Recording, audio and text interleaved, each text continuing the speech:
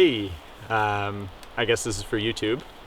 My name's Dexter, and I'm a mountain biker. I guess I'm like a former mountain bike racer. I used to be a downhill racer, turned sort of enduro rider, and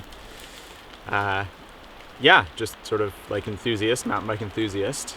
And we're out here today on Salt Spring Island. This is my first vlog ever. And so I'm probably going to be a little nervous and strange on camera, but it's snowing, as you can see. So I was hoping to come out here and do some like testing and riding and impressions on my Santa Cruz Hightower that I've just purchased.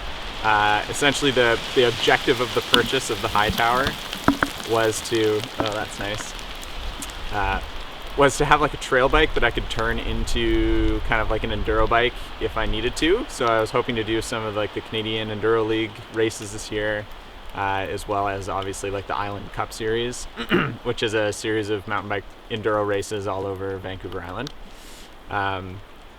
Hoping to do that this year, but basically I was like, I live on Salt Spring, and Salt Spring's trails are mostly like single track, pretty kind of up and down, like undulating. Takes a lot of effort. You got to put like a lot of energy through the bike to keep speed. So I was like, I need something that isn't crazy, like long travel, is pretty light, and pedals decently well.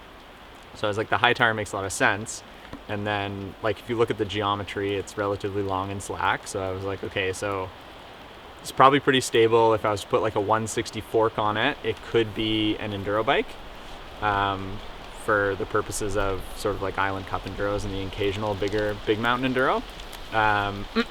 So that's the objective of this vlog, is to kind of like talk through that process, and like testing different fork lengths, different brakes, kind of trying to figure out like what works to create kind of like a trail bike that is also an enduro bike.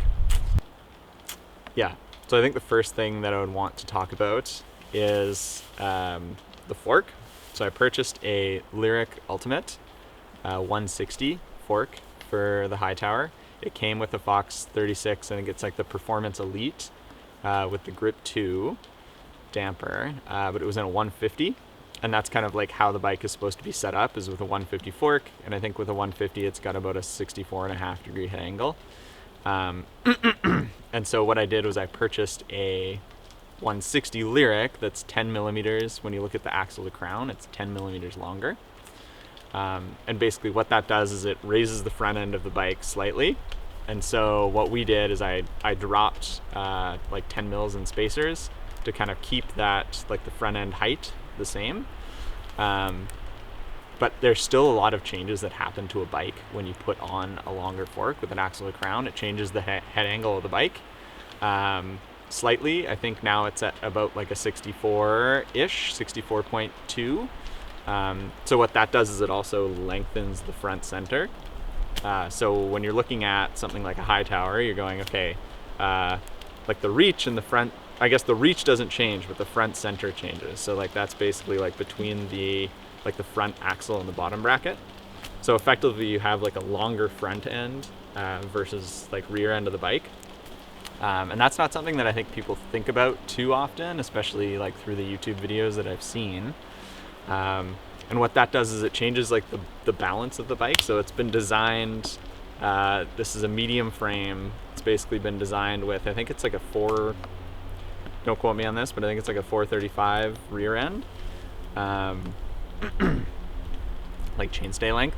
And so basically what that does is it changes the balance of the bike.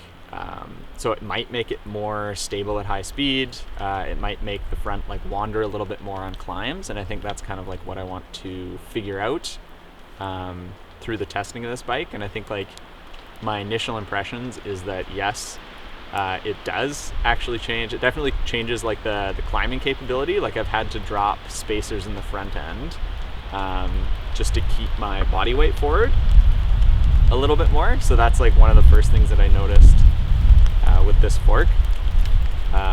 There's a bunch of other things that I've noticed with this fork as well.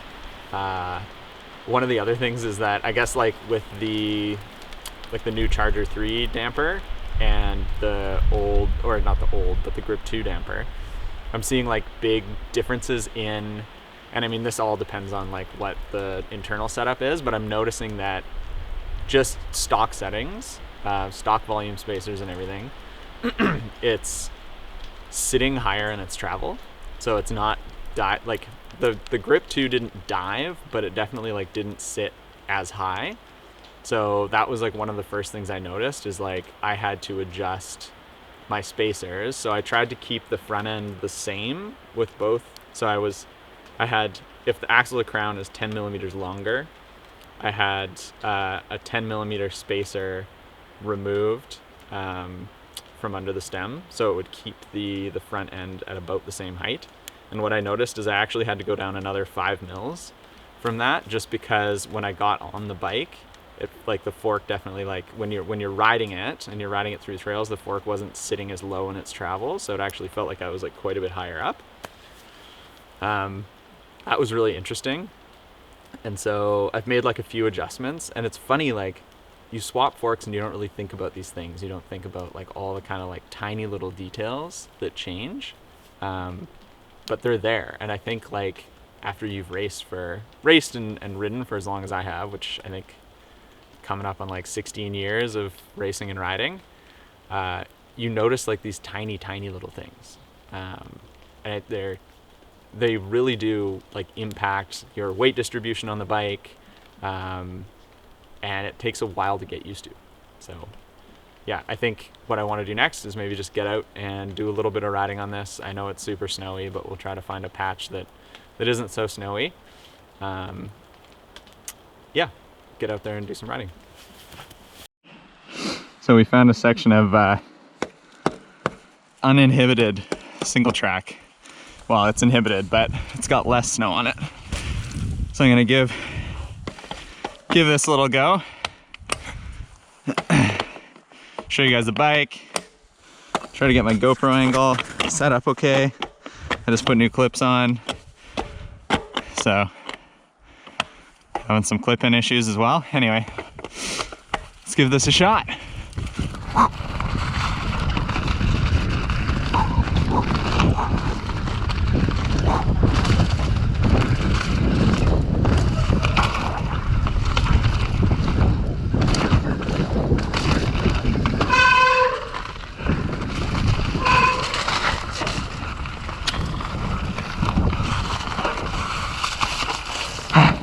Oh my God, the conditions. And we're in the snow again.